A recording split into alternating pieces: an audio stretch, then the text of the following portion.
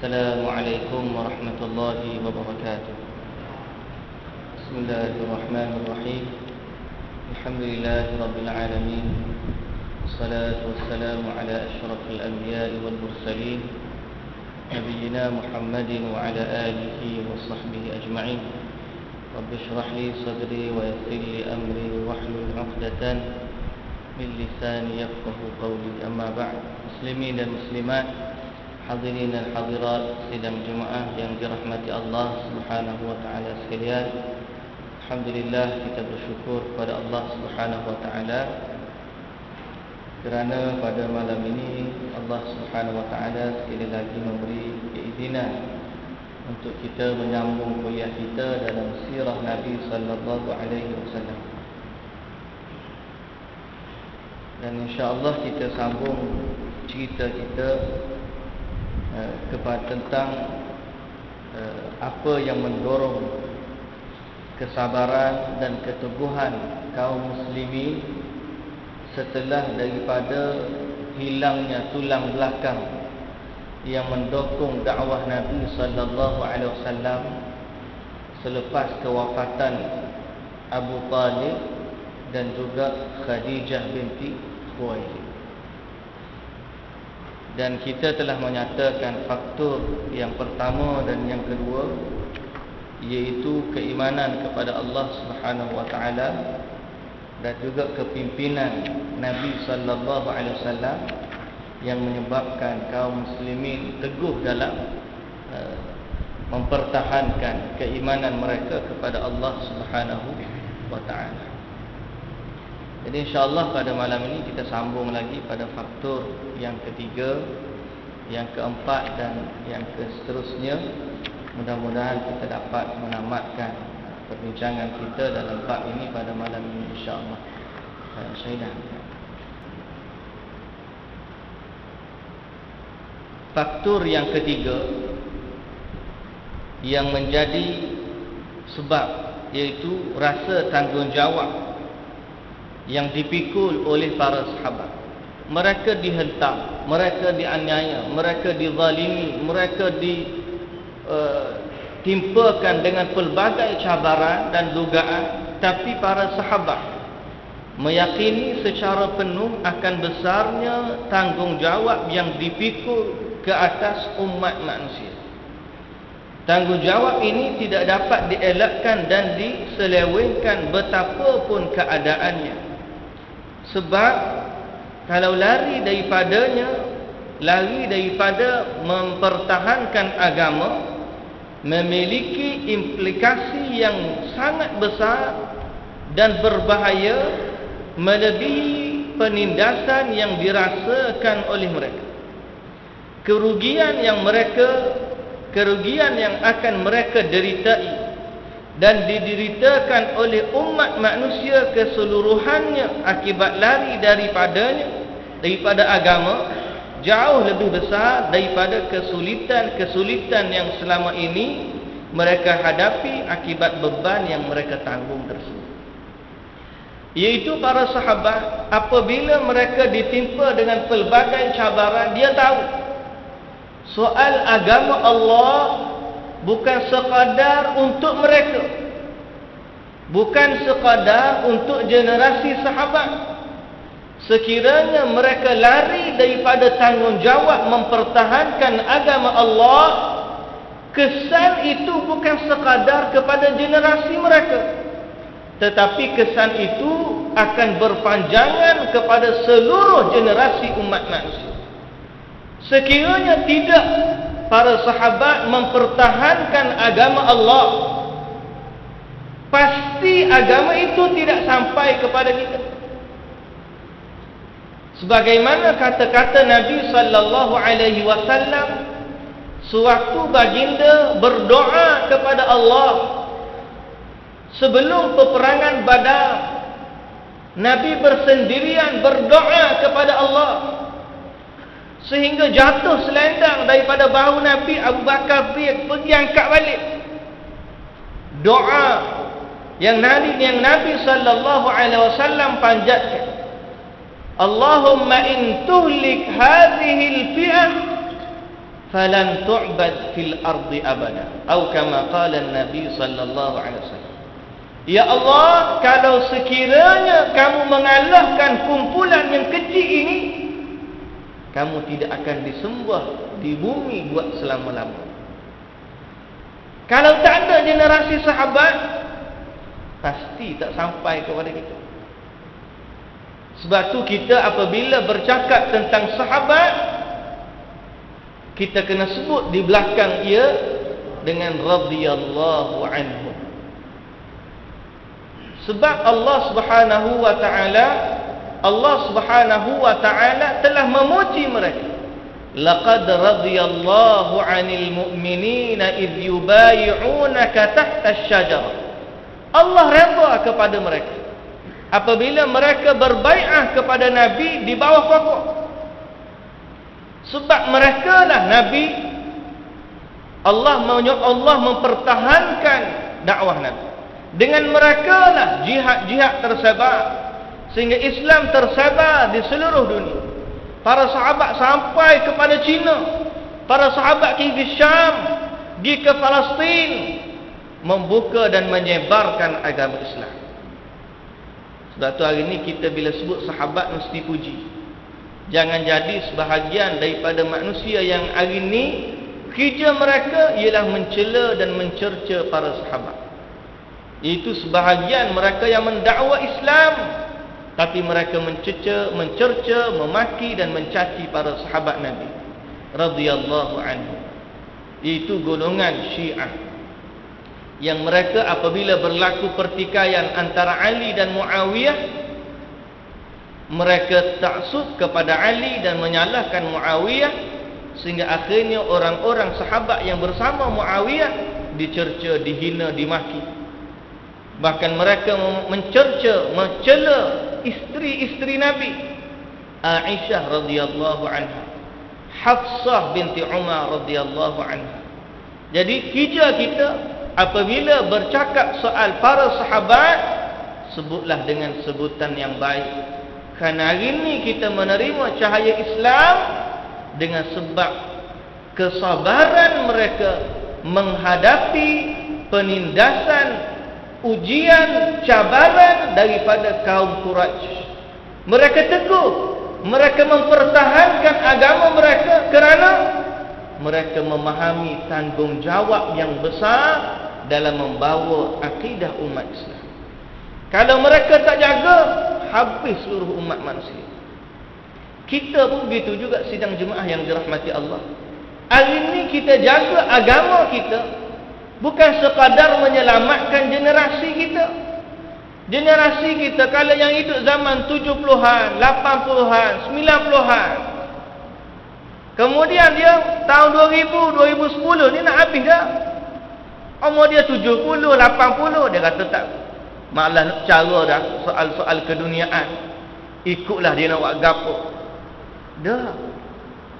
Kita maslahat keduniaan itu bukan untuk diri kita. Kalau kita tak jaga agama kita hari ini, kalau kita tidak berusaha untuk mengangkat hukum Allah pada hari ini, yang menderitanya bukan kita, adalah generasi selepas kita.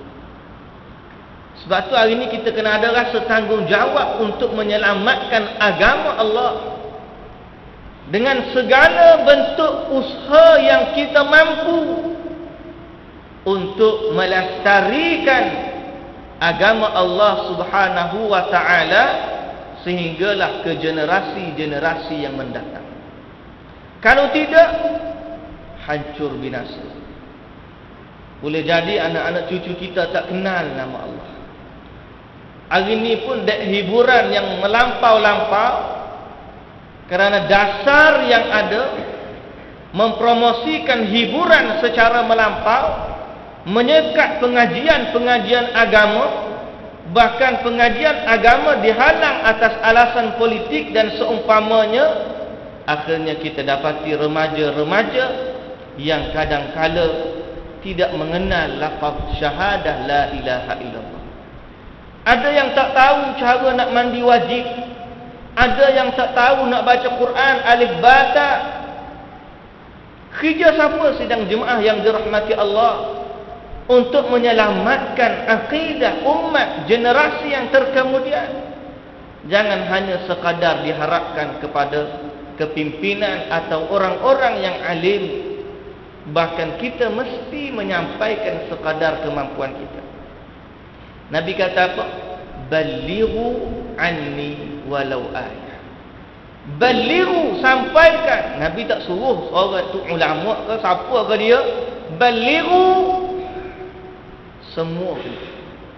Sampaikan semua. Perintah ini kena kepada mukallaf. Siapa dia mukallaf? Orang yang akil balik. Muslim, maka dia kena sampaikan. Anni, daripada aku, kata Nabi, kemuliaan. Apa yang kita nak sampaikan? Kita nak sampaikan kemuliaan Islam. Kita nak sampaikan ajaran Nabi sallallahu alaihi wasallam. Kita nak sampaikan wahyu-wahyu yang telah diturunkan oleh Allah kepada Nabi dan disampaikan oleh para sahabat, generasi kemudian sampai kepada kita, kita pula sampaikan kepada orang yang selepas kita. Balighu anni, menyampaikan kemuliaan soal agama kita. Habis itu kita kata, saya tak tahu, saya bukan orang alim. Nabi tak kata sekat tu. Nabi kata walau ayat. Walau ayat maksudnya takhfif. Nabi memberi keringanan. Mu tak jadi alim pun mu boleh pahala kalau kamu mengajar. Kadang-kadang orang ni suruh kata, tak sedap mengajar lah, bukannya alim sangat. Saya pun tak alim juga. Kalau nak tunggu tahu belakang, tak tunggu lah, orang tak mengajar lah kita. Muncul Nabi kata balighu anni walau ayat. Kita tahu hak dalam kitab ni, kita ajar. Tapi kenapa buat begitu? Sebab tanggungjawab yang ada. Kalau kita tak jaga agama kita, siapa lagi? Inilah sifat yang dirasai oleh para sahabat sehingga mereka bertahan dalam dakwah, dalam akidah mereka. Dibunuh, diseksa, macam-macam kena buat. Tapi sabar. Sebab apa? Sebab dia tahu agama Allah ni mesti disampaikan kepada umat yang seterusnya. Jadi mudah-mudahan kita juga ada rasa sebagaimana para sahabat. Baik, faktor yang ketiga. Yang keempat ialah faktor keimanan mereka kepada hari akhirat. Ini merupakan salah satu faktor yang menguatkan tumbuhnya rasa tanggungjawab tersebut. Mereka memiliki keyakinan yang kuat bahawa kelak mereka akan dibangkitkan menghadap Rabb, yakni Tuhan semesta alam. Amal mereka dihisab dengan begitu terperinci, baik yang besar maupun yang kecil. Jadi pada saat itu hanya ada dua pilihan. Sama ada memilih kepada syurga yang penuh dengan kesenangan abadi, ataupun ke neraka jahim yang penuh dengan azab yang juga kekal. Mereka menjalani kehidupan antara rasa takut dan pengharapan, yakni mengharapkan rahmat Tuhan dan takut kepada siksa Allah. Sakit di dunia tak apa, sebab keimanan mereka dengan hari akhirat mantap. Tahanlah cabaran, sebab iman akhirat mantap. Keluarga Yasir waktu diseksa, Sumayyah dibunuh, Nabi lalu ke Ammar bin Yasir. Ammar bin Yasir, keluarga Yasir, sabran ala Yasir, sabarlah, sesungguhnya bagi kamu syurga. Bila dengar tu, mereka bertahan, diseksa, disembah, dihukum. Tapi dia tahu yang apa dia rasa di dunia ni nak banding nikmat syurga sikit. Sebab tu dia tahan. Yang tak tahan hari ni sebab apa? Sebab kita merasakan kenikmatan dunia tu besar. Nabi sangat takut. Nabi kata, aku tak takut kefakiran kepada kamu, tapi aku takut dibentangkan kepada kamu nikmat-nikmat dunia. Sehingga kita lupa nak banding nikmat syurga. Sebab terlalu mewah dengan nikmat dunia. Terlalu mewah dengan nikmat dunia, sehingga kita lupa kepada nikmat syurga. Padahal nikmat dunia ni dengan nak banding dengan syurga tak ada apa-apa. Sehingga Allah Ta'ala sebut dalam akhir surah Ali Imran, la yaghurrannaka taqallubul ladzina kafaru fil bilad. Janganlah kamu tertipu dengan keberadaan orang-orang kafir dalam negeri kamu. Tengok dia hidup mewah, orang kafir. Allah Ta'ala pesan, mata'un qalil. Yang dia nikmat, yang dia kecap tu sikit. Thumma ma'wahum jahannam. Kesudahan mereka neraka jahannam. Ka'ab bin Malik, salah sahabat Nabi, dalam peperangan Tabuk dia tak pergi. Ada 3 orang sahabat yang diboikot sebab mereka tidak menyertai peperangan Tabuk. Hak tak pergi ada lagi beberapa orang, tapi yang lain munafik. Munafik ni dia pergi, dia buat alasan macam-macam depan Nabi. Nabi kata tak apalah, pergilah. Tapi Ka'ab bin Malik kata, aku ya Rasulullah, kalau aku kata tak betul, Allah bagi tahu hak betul. Jadi tak ada jawapan aku, melainkan aku kata aku tak pergi sebab tak ada sebab. Sebab tak ada sebab. Sehingga akhirnya diboikot 50 hari. Orang tak cakap, orang tak berniaga, orang tegur, bagi salam orang tak jawab. Jumpa Nabi, Nabi balik. Wa 'ala thalathati alladhina khulifu hatta idza dhaqat 'alaihimul ardu bima rahabat wa dhaqat 'alaihim wa dhannu annahum alla malja'a minallahi illa ilaihi. Sepit rasa bumi ni, tak boleh nak diman. Jumpa orang tu, orang tak layan. Kecak orang tak layan. Jumpa Nabi, Nabi balik. Bagi salam, orang tak jawab. Dalam keadaan tu mari surat daripada Rom, kerajaan Rom. Rom ni Allahu Akbar, tamadun zaman Nabi ni. Rom tamadun besar, empire dunia. Kalau kita tengok tamadun ada nikmat-nikmat hari ni, besar-besar binaan-binaan dia. Tamadun Rom kaya. Tamadun Parsi orang kaya. Di atas surat, kami telah dengar bahawa Muhammad telah memboikot kamu. Marilah bergabung dengan kami. Kami akan bagi kepada kamu nikmat-nikmat. Sahabat hak kena boikot, hidup susah. Mari tawaran Rom, kami angkat kamu jadi orang besar. Mari bergabung dengan kami. Kami bagi jawatan, kami bagi semua, kami bagi kamu kemewahan. Segala bantuan anda berlaku, minta nak gabung. Ka'ab bin Malik kata apa? Ni satu lagi fitnah. Mari selepas daripada fitnah, dah lah kena boikot, Allah uji pula dengan surat ni. Akhir sekali dia pergi dekat relau, pak orang bakar roti tu, dia campur surat tu dalam pak bakar roti. Sebab apa? Kekuatan iman mereka. Diboikot, dia tahu kesan tu sementara. Yang ada di hari akhirat jauh lebih besar daripada apa yang dia hadapi di dunia. Kekuatan ini yang kita nak ada pada kita. Hari ini susah saya sikit sebanyak, dia mata. Hari-hari akhirat jauh lebih utama. Baik. Mereka adalah sebagaimana yang difirmankan Allah Subhanahu wa taala, walladzina yu'tuna ma ataw wa qulubuhum wajilatun.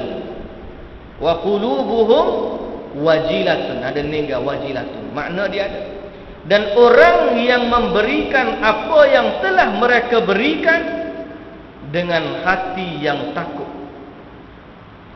Boleh rujuk surah Al-Mu'minun ayat 60 untuk kita tambah satu kalimah, wajilat.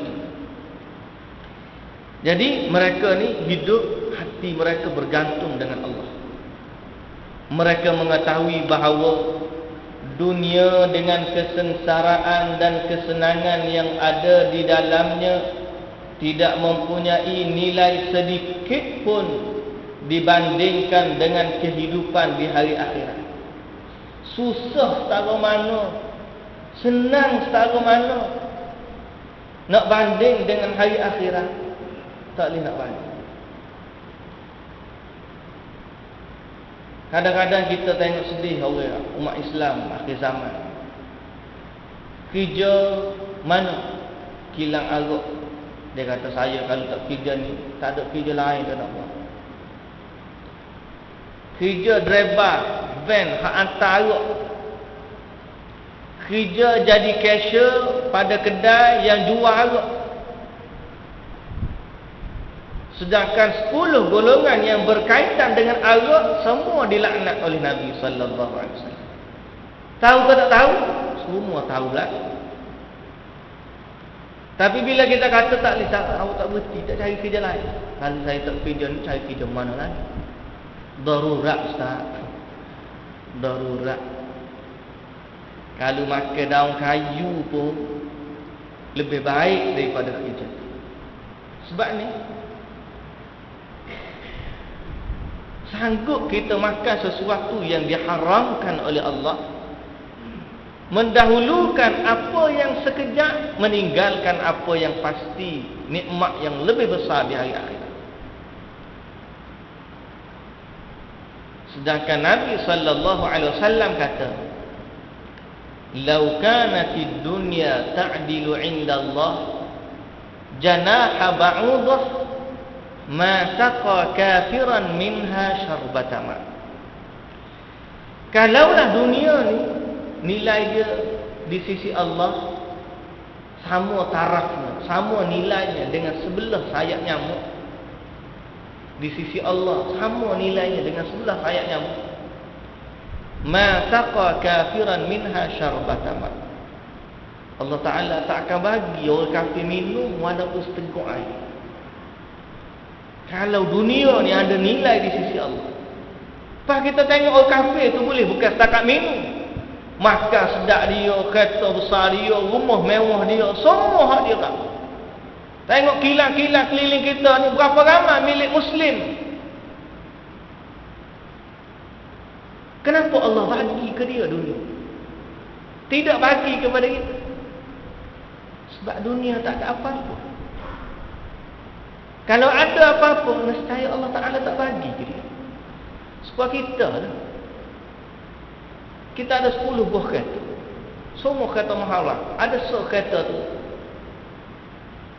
hak tak pakai dah, kita pun tak sayang. Kereta lain orang mari, aku nak pinjam kereta, oh sorry, nak ambil kereta tu, kita bagi orang kita tak sayang. Tapi orang kita sayang, kita simpan. Melainkan ada orang yang kita sayang juga, kita bagi kepada orang yang kita sayang. Kereta Ferrari kita, anak kita mari, tak apa, anak pakai tak apa. Adik-beradik pakai, oh Ferrari kena tunggu dulu. Mercedes boleh kira, boleh pakai. Orang lain yang kita tak kenal, minta maaf. Siapa-siapa ada kereta hak buruk duk luar kereta, mu nak ambil ah. Orang tanya ni nak buang ada, ambil ah. Ambil. Siapa ambil tak kira dah, ambil. Muka kita nak buang. Dunia di sisi Allah gitu. Hak Allah sayang, Allah simpan untuk hamba dia hari akhir. Dunia ni hak Allah tak sayang. Bukan kata Allah tak sayang dalam arti kata sampun kita duk makan sedap, tapi Allah bagi sebagai balasan orang kafir sebab dia buat baik dunia. Boleh jadi dia buat baik dunia, maka Allah bagi ke dia atas dunia ni. Tapi hak akhirat, hak Allah sayang, Allah bagi juga kepada hamba yang dia sayang, cuma di hari akhirat. Sahabat tahu masalah. Dia faham. Tak apalah. Kena seksa ke kaum Quraisy, Abu Talib meninggal, kena seksa lagi banyak. Khadijah meninggal, kena seksa lagi banyak, kena tindas, kena hentam, kena buat zalim. Tak apa, sabar. Sebab apa? Mereka tahu ganjaran di hari akhirat jauh lebih besar nikmat dia daripada ancaman kafir Quraisy. Baik, sambung. Jadi kita dalam duniaan, hidup dunia, cara nak menghadapi cabaran-cabaran dunia, nak merasakan keringanan dalam hati kita apabila ditimpa musibah, ingat kepada hari akhirat. InsyaAllah ringan. Musibah kita akan rasa ringan. Ingat surga. Baru kita akan ada rasa sifat redha. Mari ujian pada kita, kita ingat aku ni kalau sabar, banyak lagi pahala Allah bagi di hari akhirat. Maka kita sabar. Kalau kematian, kehilangan, ada kecurian dan seumpamanya, kita bermuhasabah dan ihtisab mengharapkan pahala daripada Allah, besar lagi ganjaran di hari akhirat yang menunggu kita. Sahabat faham. Dan kalau boleh, kita pun kena faham kita. Boleh. Baik. Pengetahuan mereka yang demikian tertanam mengenai hal inilah yang membuatkan ringannya kepayahan, kesulitan dan kepahitan yang mereka hadapi di dunia. Bahkan mereka tidak pernah mempedulikannya atau merasa sedih kerananya. Bahkan terbetik di hati mereka pun tidak. Tak terdetik sikit pun susah. Sebab nak banding hari akhirat jauh lebih besar nikmat. Baik, itu faktor yang keempat. Faktor yang kelima, kenapa sahabat tetap teguh bertahan selepas kewafatan Abu Talib dan juga Khadijah, selepas bertambah seksaan kafir Quraisy kepada mereka.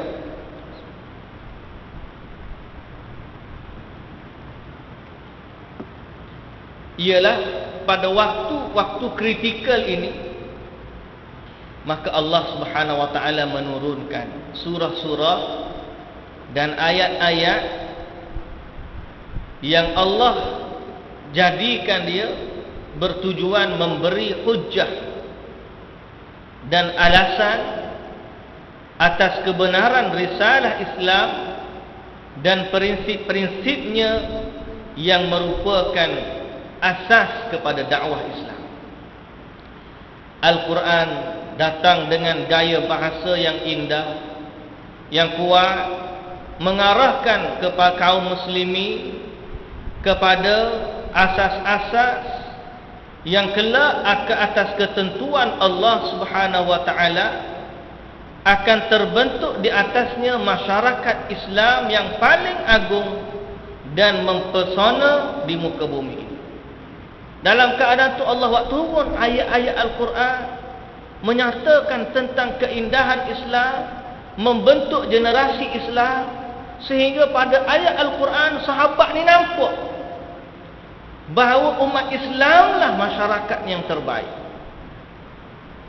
sehingga ditindas atas apa pun dia nampak tu. Keyakinan. Ini soal keyakinan. Macam kita lah, kita dia panggil ta'assub.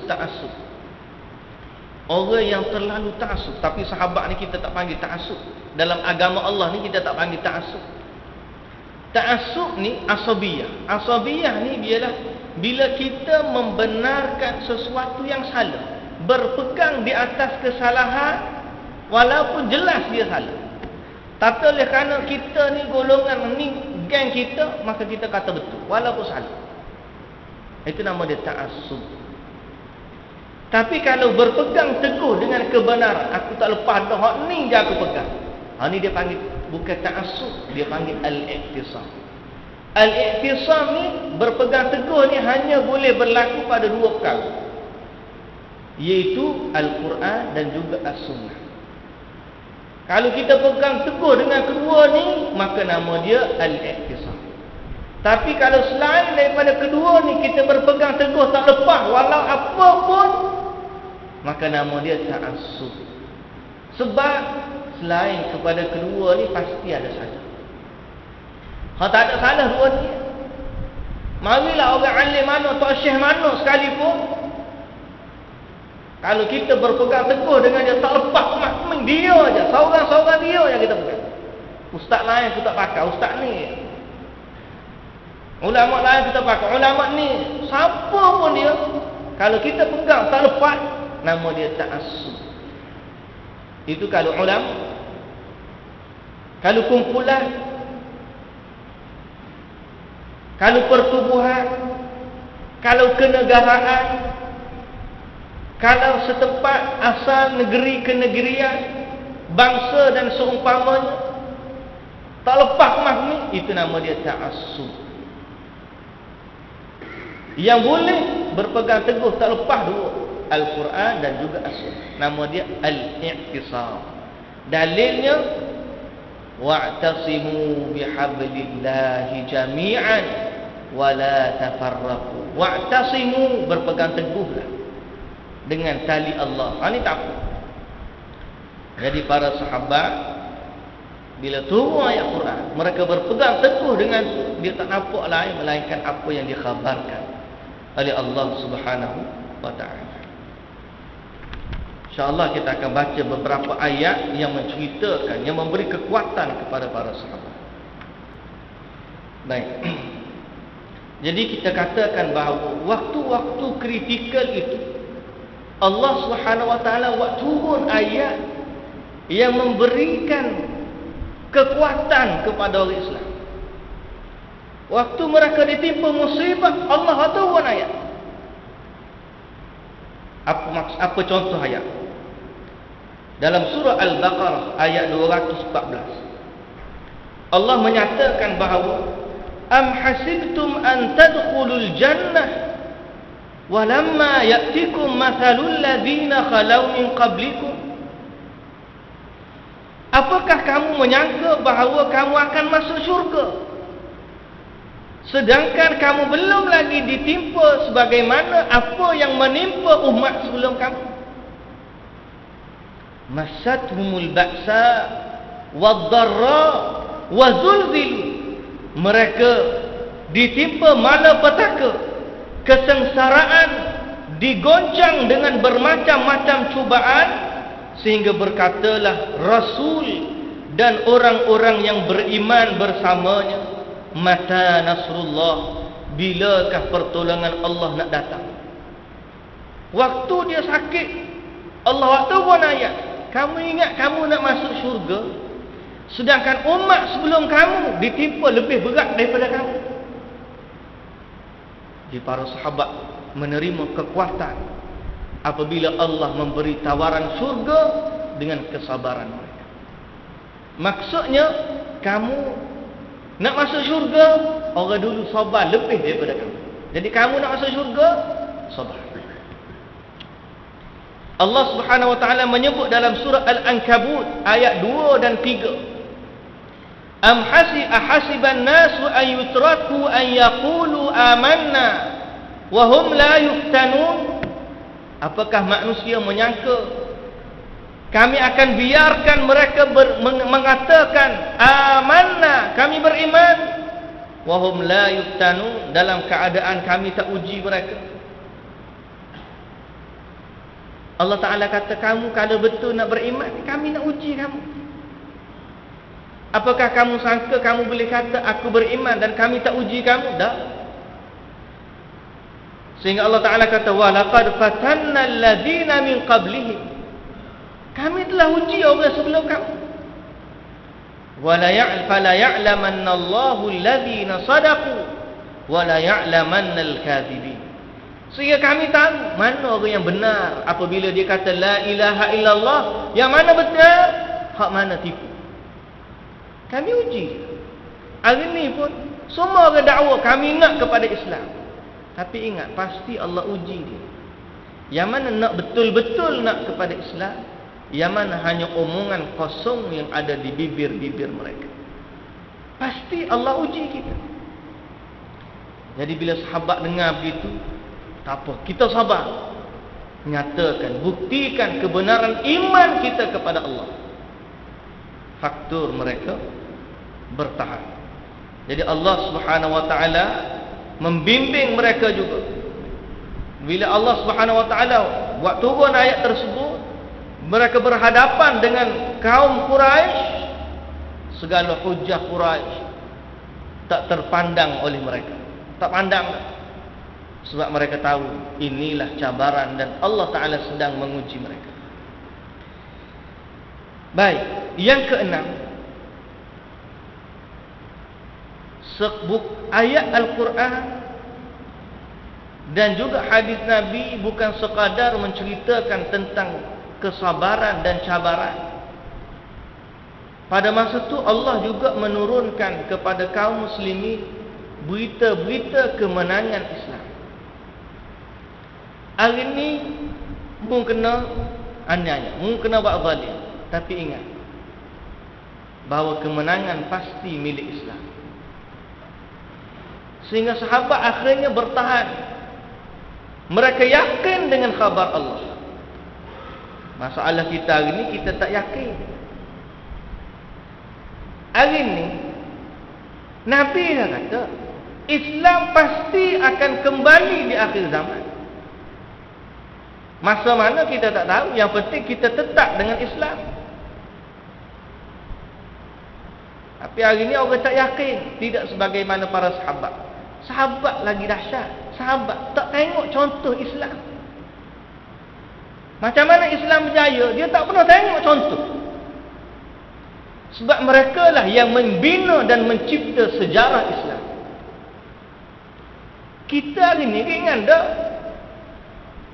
Bila Nabi kata Islam pasti berjaya, kita boleh tengok ada dah sejarah Islam telah berjaya. Sahabat tak ada.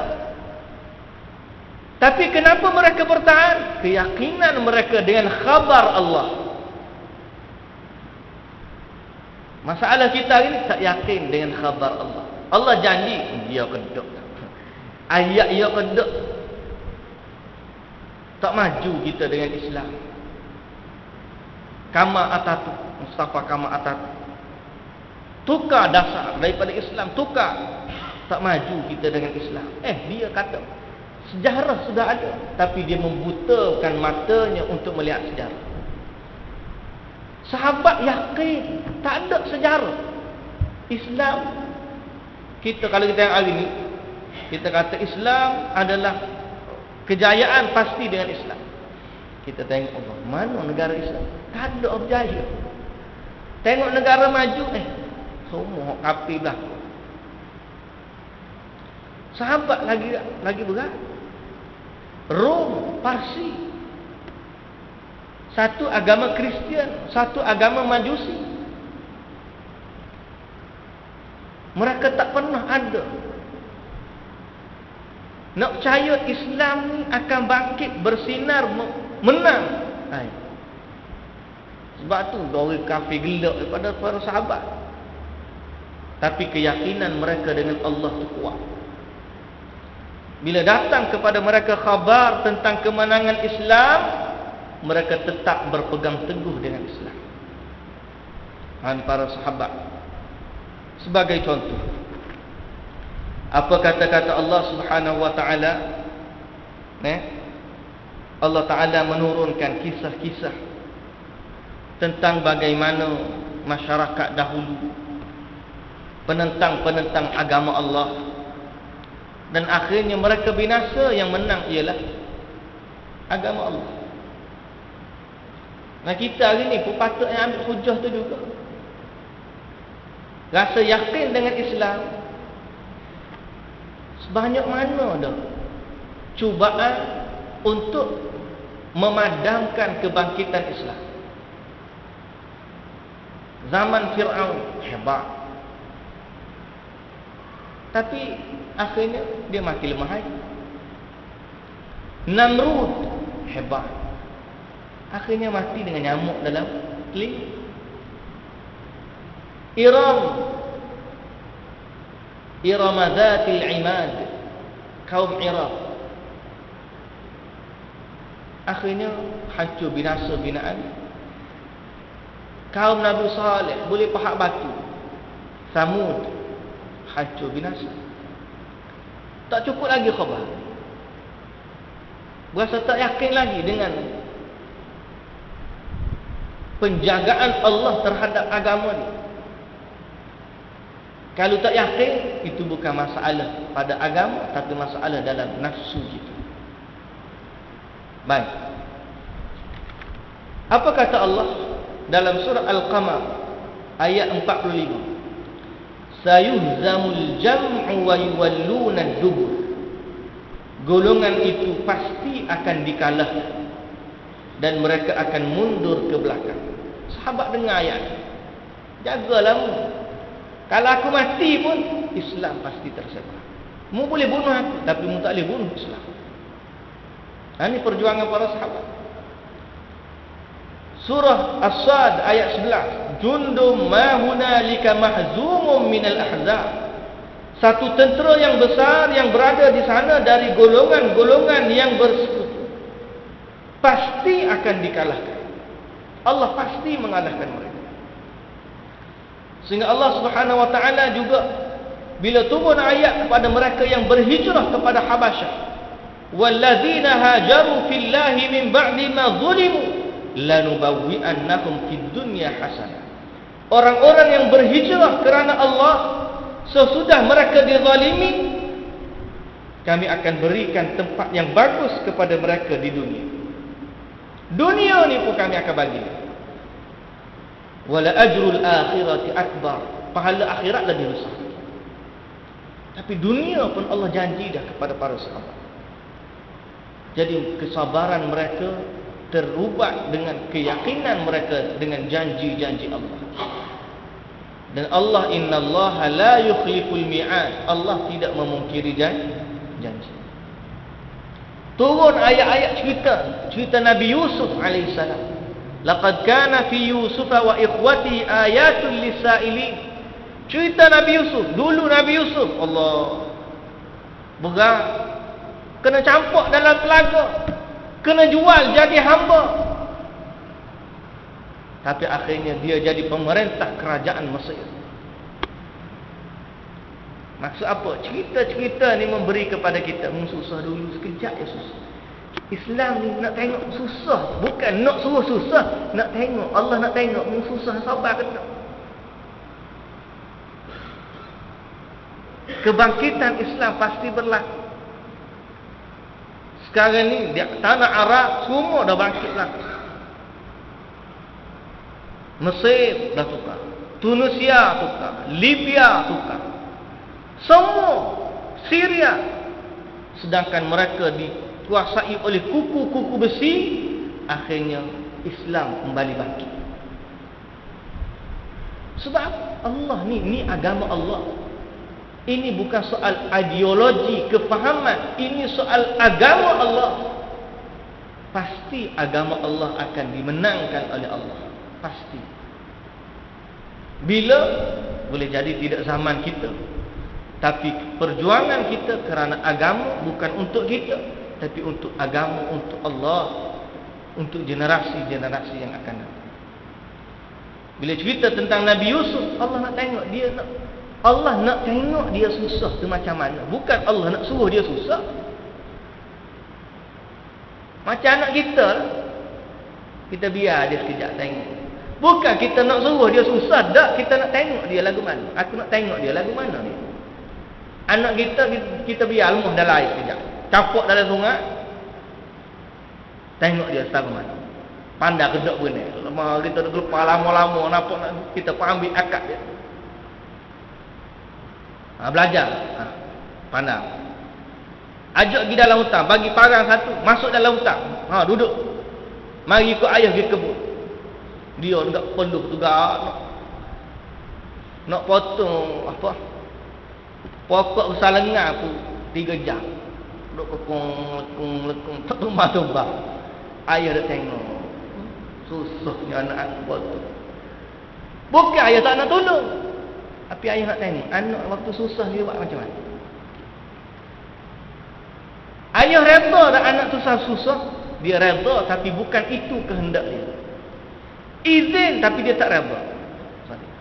Izin Allah berkehendak begitu, tapi Allah tak reda begitu. Allah berkehendak Islam susah, supaya Allah nak tengok. Tapi reda Allah, Islam pasti bangkit. Sahabat bila dengar ayat-ayat begini, semangat, kekuatan mereka untuk bersama dengan dakwah Nabi, tak kira apa yang berlaku. Sehingga Nabi SAW bukan sekadar dalam ayat Al-Quran, Nabi juga bersabda dalam muka surat 176. Saya baca ringkas, masa tak cukup sama kan bagi kita. Muka surat 176, perenggan yang kedua, Khabbab ibn al-Arad berkata, aku menemui Nabi SAW pada saat baginda berbaring di atas kainnya dengan berteduh di bawah bayangan Kaabah. Waktu Nabi duduk dekat Kaabah, Khabbab ibn al-Arad. Khabbab siapa? Sahabat yang diseksa, diletak atas panggang api, menitik minyak lemuk daripada belakang. Khabbab ibn al-Arad pergi jumpa Nabi SAW. Jumpa Nabi, dia tanya Nabi, pada saat itu kami telah mengalami penyeksaan berat dari kaum musyrikin. Kena seksa berat kaum musyrikin. Khabbab ibn al-Arad, salah seorang nama yang masyhur dalam penyeksaan kaum Quraisy. Pergi jumpa Nabi masa itu. Dia kata, ya Rasulullah, ala tastansir? Kamu tak minta doa ke dengan Allah? Tak minta ke pertolongan Allah? Tolonglah doa kepada Allah biar kita ni selamat. Kata Nabi. Nabi tengok wajah Nabi berubah. Nabi kata, sesungguhnya orang-orang sebelum kamu ada disikat, disesek tu disikat, disikat dengan sikat daripada besi, maduna lahmin wa azmin, lafaznya. Sikat tu masuk antara tulang dan daging, kemudian disikat. Nabi kata orang dulu disikat dengan sikat besi, ditarik di antara daging dan tulang, sehingga mengenai tulang belulang dan urat tubuh mereka. Akan tetapi semua itu tidak menghalang mereka daripada agama mereka. Nabi jawab kepada Khabbab ibn al-Arad. Lalu Nabi kata, demi Allah, urusan agama ini akan disempurnakan Allah. Allah akan menyempurnakan urusan agama ini sehingga seorang penunggang kuda dari San'a di Yaman sampai ke Hadramaut, dia menunggang dengan selamatnya, dia tidak takut melainkan Allah. Maksudnya Islam yang hari ini ditindas akan tersebar sampai ke Yaman, orang akan menganut agama Islam.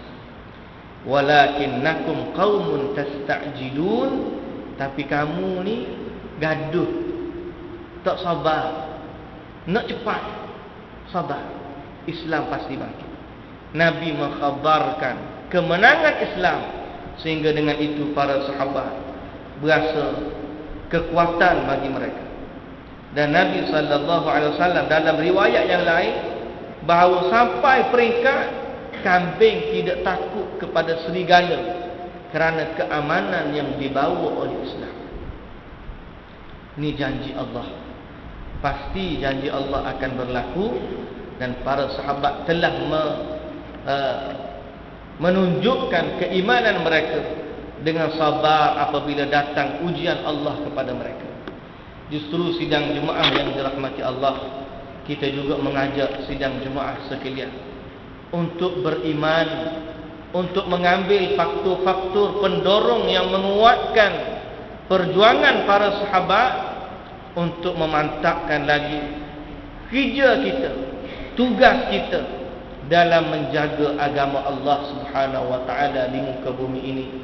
Mudah-mudahan Allah memberikan kekuatan kepada kita, dan mudah-mudahan Allah menyelamatkan zuriat keturunan kita, anak cucu kita, supaya mereka tetap berpegang teguh dengan agama Islam, tetap menerima cahaya iman, tetap menjadi orang-orang yang disayangi Ar-Rahman, sehingga akhirnya mereka akan berada dalam surga Allah Subhanahu wa taala yang kekal abadi, dan akan kita dikumpulkan bersama dengan Nabi sallallahu alaihi wasallam sebagai kekasih yang agung, nabi yang terulung, manusia yang teragung, termulia. Mudah-mudahan Allah Subhanahu wa taala merahmati kita semua. Sekadar itulah dulu untuk malam ini, dan insya-Allah kita akan masuk kepada tahap yang ketiga, dakwah Nabi, menyebarkan dakwahnya di luar daripada kota Mekah dengan rihlah Nabi ke Taif, dan insya-Allah kita akan baca pada pertemuan kita yang akan datang. Subhanakallahumma wa bihamdika asyhadu an la ilaha illa anta astaghfiruka wa atubu ilaik. Aqulu qawli hadha wa astaghfirullahal azim li wa lakum. Wassalamu alaikum warahmatullahi wabarakatuh.